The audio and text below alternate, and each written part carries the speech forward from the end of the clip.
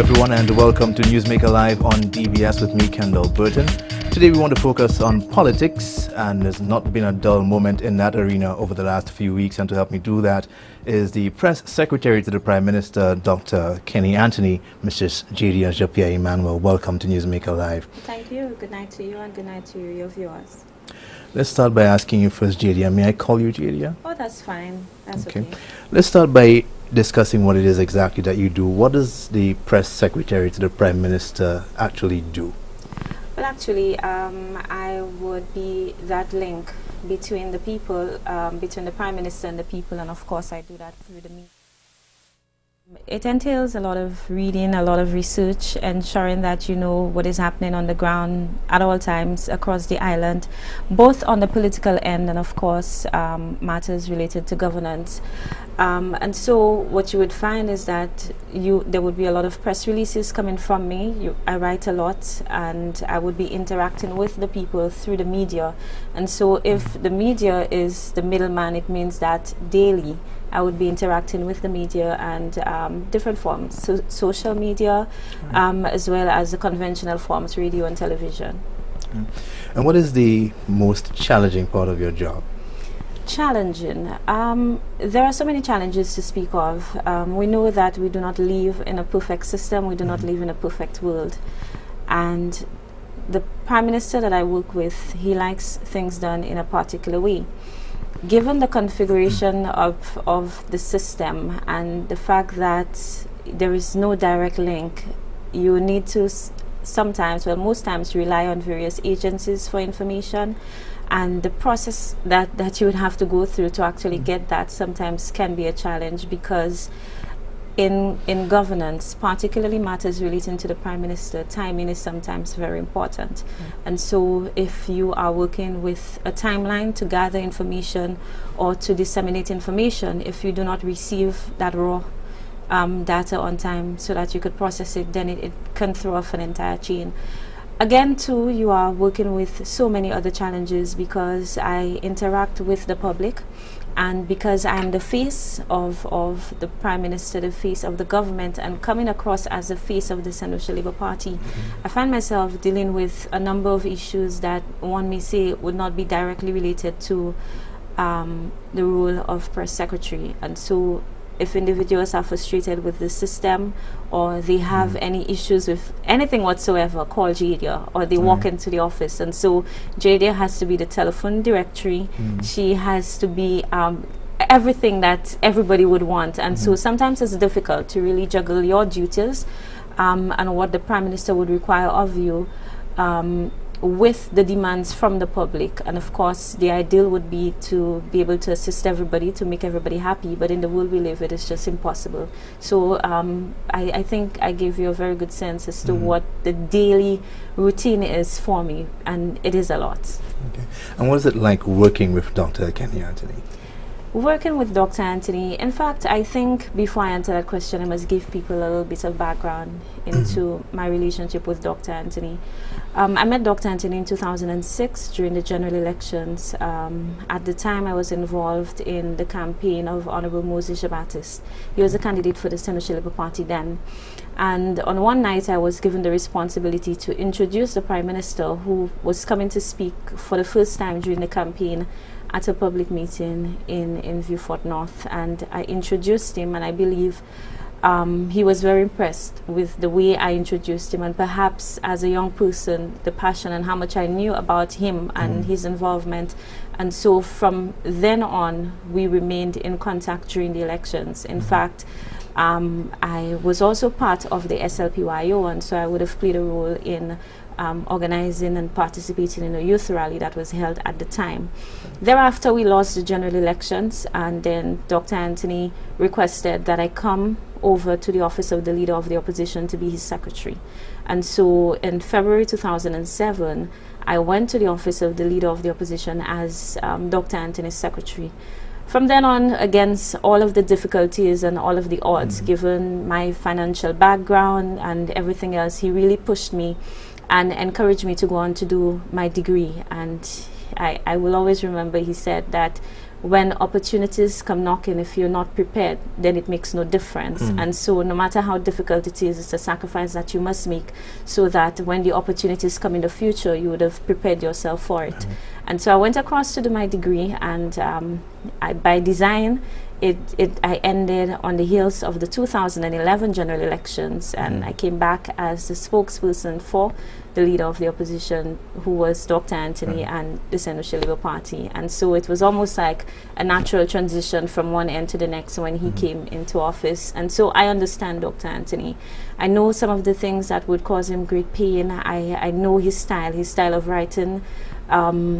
I think I can test his patience because I know how far and what it takes before he would react to something. And so when you know somebody and you appreciate the values that this person has and you understand the standards that he would want you to work by, which are his own standards for himself, then it becomes very easy to work with him. There are difficult moments, of course. There are times there would be frustrations that would bring tears to your eyes, but at the end of the day, I know that I have a boss that I can rely on, somebody who understands when the pressure is on and when the mistakes come. And so I must say it is really a pleasure, and I would even say a blessing, to be able to work so closely with him and to be so involved in his work as Prime Minister. What are some of the misconceptions you think the public has of the Prime Minister, and you being so close to him that you can dispel? In fact, I host a radio program for the Prime Minister, and it is a program where he speaks to his constituents and he interacts with them. And I said to him on the program once, I think my greatest disappointment or criticism of you, Dr. Anthony, is that you have allowed the media to define you. And Dr. Anthony is so totally different from the 2-second clips that you would see or that would be blasted all over. He is a very meticulous individual, and because of how meticulous he is and because of the standards he operates by, that a lot has been misconstrued, and I think it is being transferred to the public as someone who is very standoffish or someone who is very strict. Dr. Anthony, I believe, is someone who's very lighthearted. He knows how to have a good laugh, and this is something that I find amazing about him, because before I was able to interact with him and to work so closely with him, I always thought he was a serious man, you know, a serious Prime Minister. He walks into a room and there is something that he carries with him. I don't know if it's because of his size and his height, but you just feel a need to stand straight and to be serious. But when you get to know Dr. Anthony, you realize that he shakes off a lot of things. He laughs at a lot of things. He's not someone who holds things at heart at all.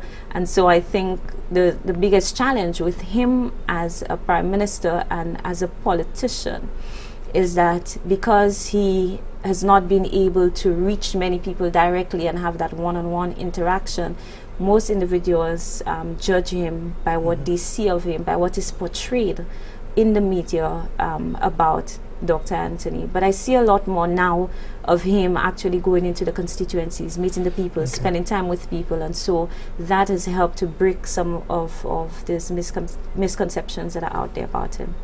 Speaking of misconceptions, we can tie it to what you actually do. Somebody challenged you recently on one of the social media for a statement that you made, saying or suggesting that part of your job is to protect Dr. Anthony. Do you see that as part of your function? Of course. Does the Prime Minister need protection from you? It depends or by on you? It depends on how you define protection, of course.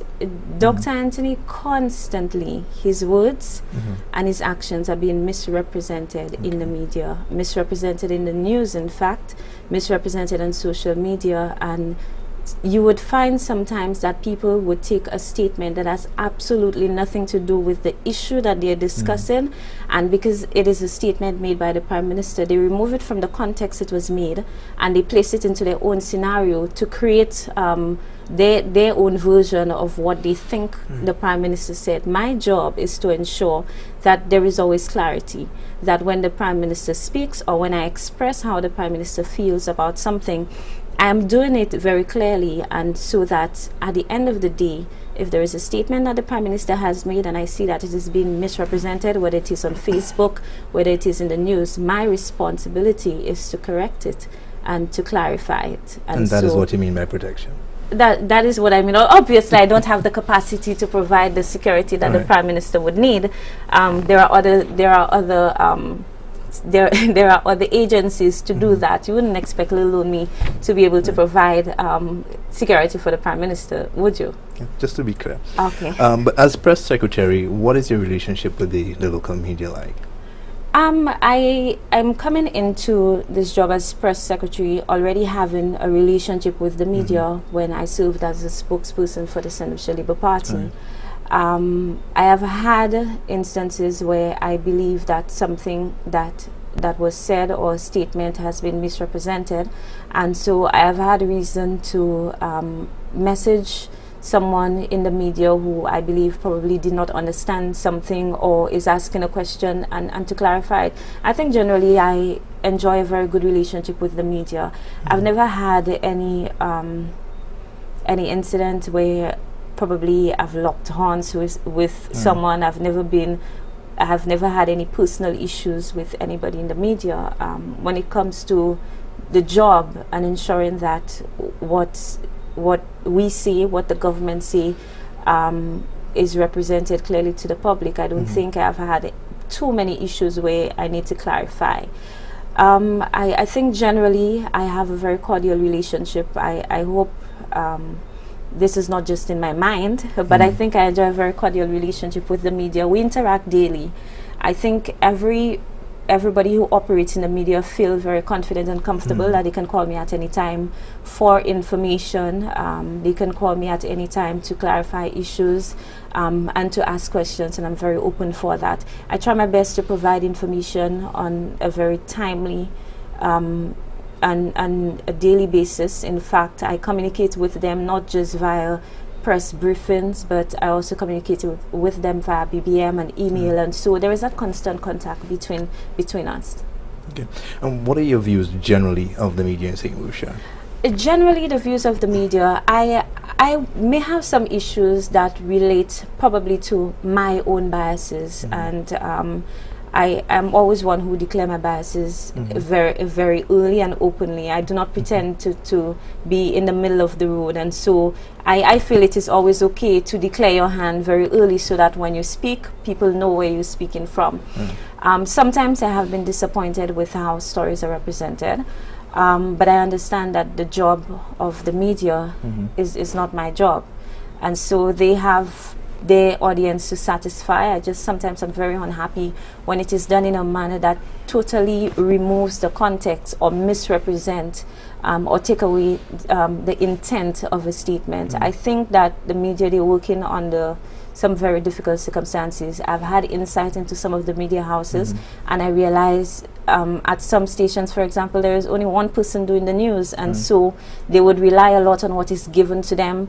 They do not even have the capacity to do the research at times, which is very disappointing. And once you have those limitations within the media, then what you would find is that the information that is being given may sometimes be incorrect, as I have recognized has been done in the past, or it may be swayed because they get an information from one side. And so I think if we need to get a more balanced approach, then the media needs to have the capacity and the equipment to do the necessary research. Okay, we're due for a commercial break. We'll take that break, and when we come back, we'll continue our conversation with the Press Secretary to the Prime Minister, Mistress J.D. Japia Emmanuel. We'll be right back. You're watching Newsmaker Live on DBS.